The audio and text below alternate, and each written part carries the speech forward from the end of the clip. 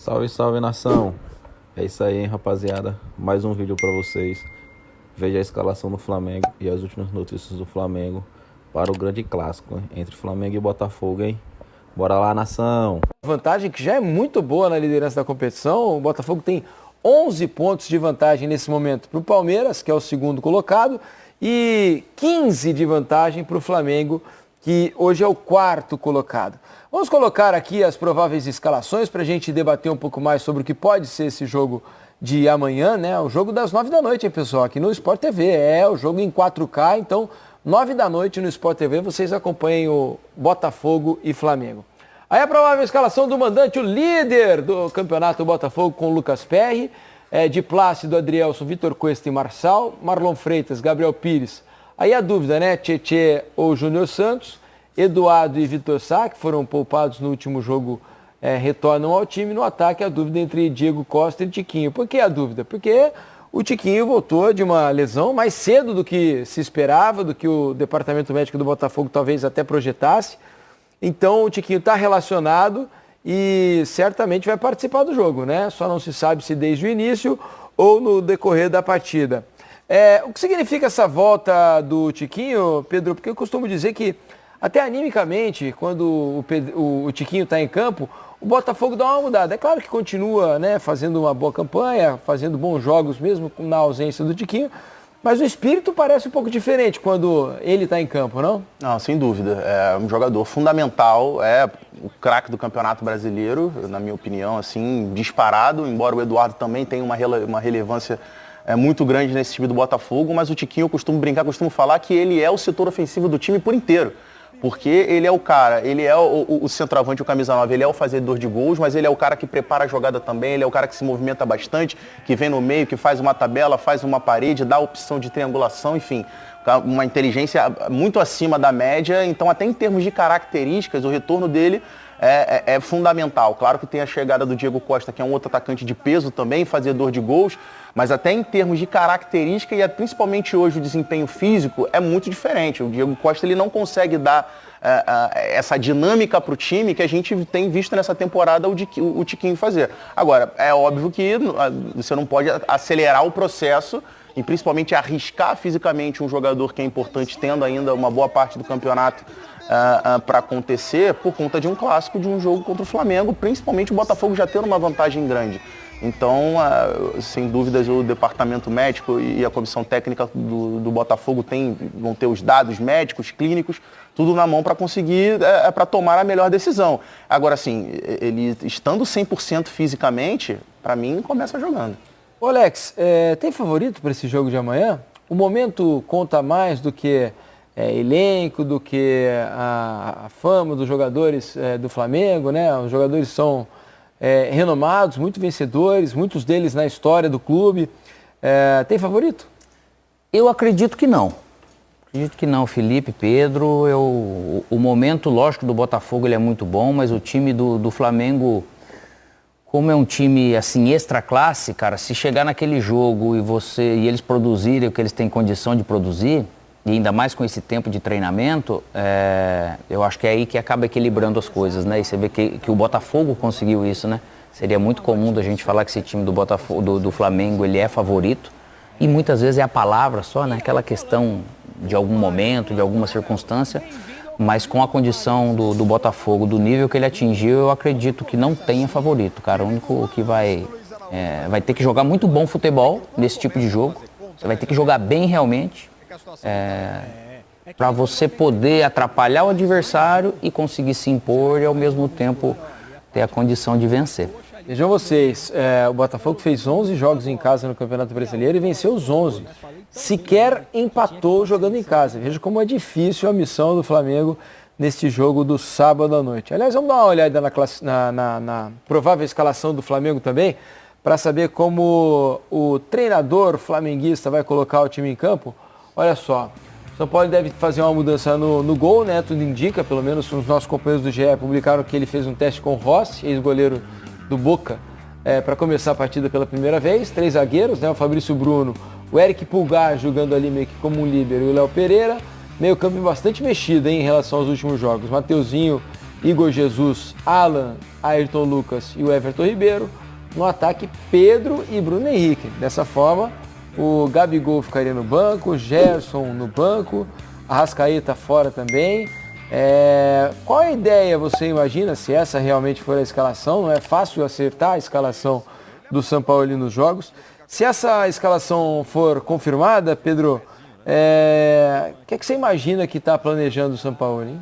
São muitas mudanças. Eu acho que primeiro aí tem um recado aí pro próprio elenco, para quando você saca o Gabriel e entra com o Pedro, quando você faz mudanças, obviamente tem mudanças ali que, por parte física, por exemplo, o Arrascaeta é um jogador que é desfalque.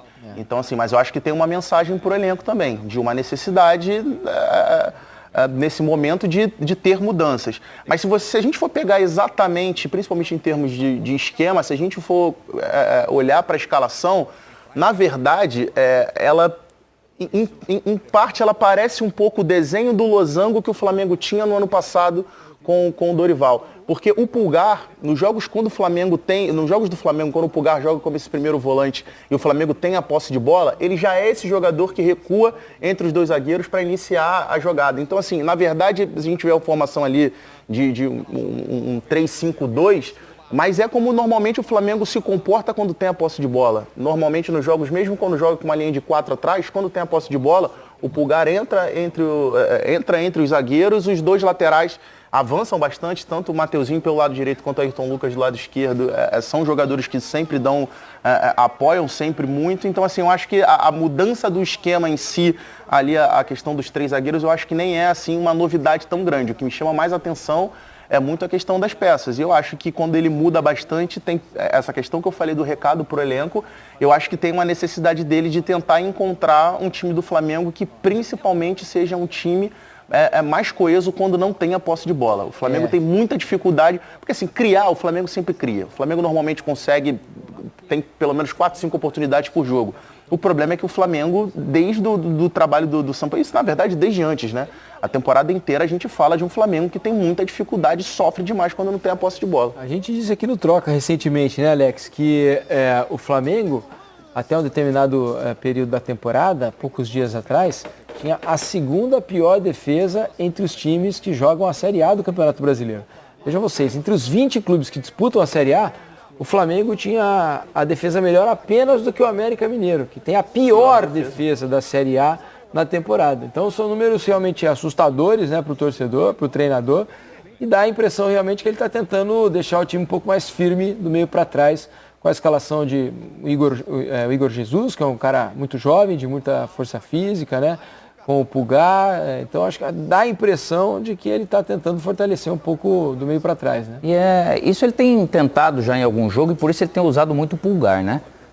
E não acredito que o Pulgar vai ser esse terceiro zagueiro e ele vai ficar nessa linha de 3 ali. Não. Porque ele pode ser o terceiro pela frente. E vamos supor que seja o Tiquinho ou o Diego, tanto faz. Quando esse atacante também ele sai para flutuar, o Pulgar naturalmente pode ser que pegue ele, você tem 2 zagueiros ali. Ao mesmo tempo, a opção dos 2 alas livres, lógico, para você pegar esse lado do Botafogo, que é muito forte na retomada, só que você fazer esses 3 zagueiros e ao mesmo tempo eu acredito que do lado direito deva jogar Tietê, se for jogar realmente o Gabriel junto com o Marlo, né? Porque ele dá força e ao mesmo tempo dá consistência, mas ele vai cair bem para dentro, né? O Tietê não vai ficar muito lá daquele lado. E depende se joga o Hugo ou se joga o Marçal, para poder fazer... A escalação ali tá Marçal, né? Mas a gente vinha conversando durante a semana, o Hugo vem fazendo ótimos jogos, né? Então E a gente se questionava, será que o Hugo não colocou uma pulga atrás da orelha, né, do Lage, do Bruno Lage? Porque o Marçal tá voltando de lesão, jogou no meio da semana, né? O jogo da Copa Sul-Americana. Quando ele coloca o Marçal no jogo do meio da semana, fiquei pensando, será que ele colocou o Marçal, sinal de que o Hugo vai ser o titular contra o Flamengo, está tentando poupar para chegar com o tanque cheio, né? Mas na apuração dos nossos companheiros do GE, há a informação de que o Marçal é quem joga, Alex. E ao mesmo tempo, é do estilo do jogo do Botafogo, mais a característica do Marçal do que o Hugo, que ele é um pouco mais ofensivo, mais jovem, aquela coisa toda. Mas o Marçal, ele dá essa sustentação, né, do entendimento do jogo. Naturalmente também com essa formação,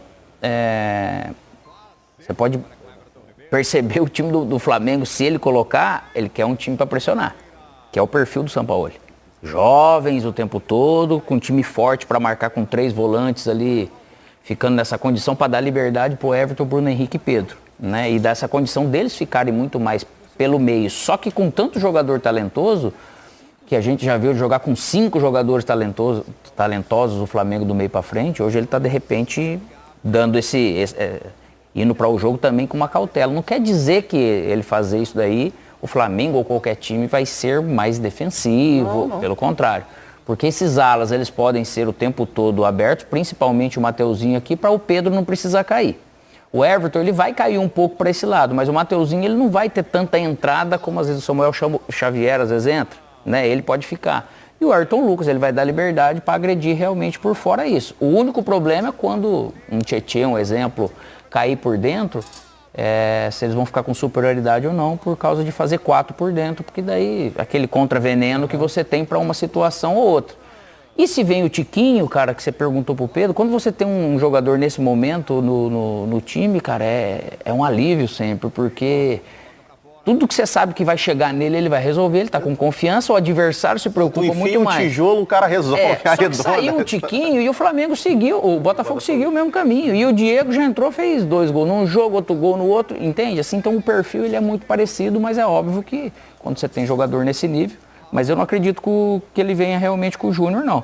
Ele vai vir com o Júnior se de repente ele resolver ficar com o Marlon Freitas e Tietê.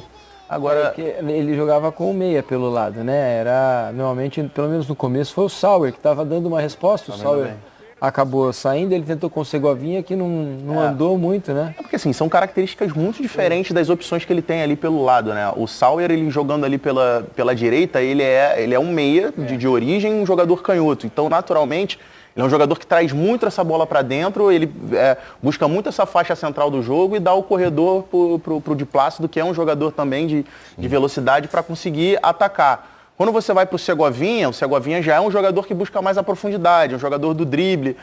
Eu não sei se o Júnior Santos, se dá para a gente descartar o Júnior Santos, não.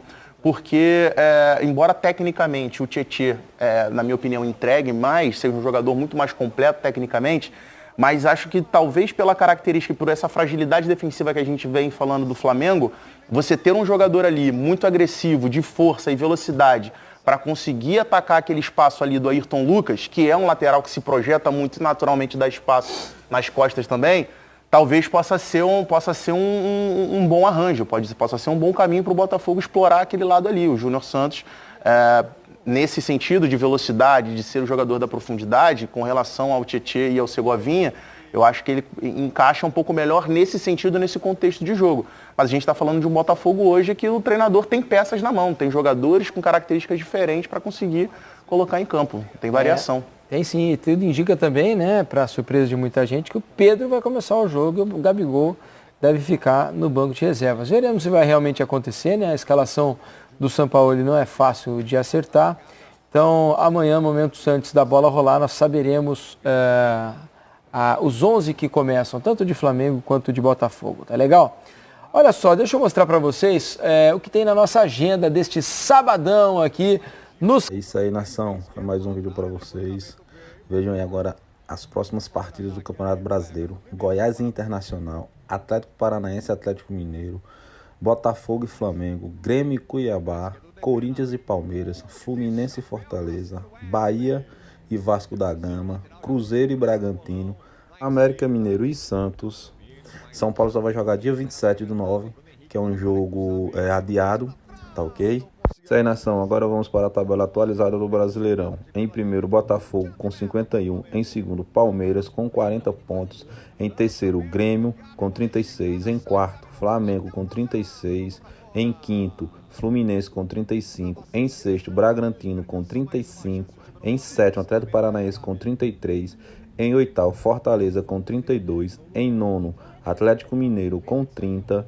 Em décimo, Cuiabá com 28. 11º, São Paulo com 28. 12º, Cruzeiro com 25. 13º, Corinthians com 25. 14º, Internacional com 25. 15º, Goiás com 24 pontos. 16º, Bahia com 21 pontos. 17º, Santos com 21 pontos. Vasco da Gama em 18º com 16 pontos. 19º, Coritiba com 14 pontos. 20º, América Mineiro com 13 pontos. Então é isso aí, gente, né? Mais um vídeo para vocês. Tomara que vocês tenham gostado. Não se esqueçam, hein? Deixem seu like e se inscrevam no canal. Bora, Mengão!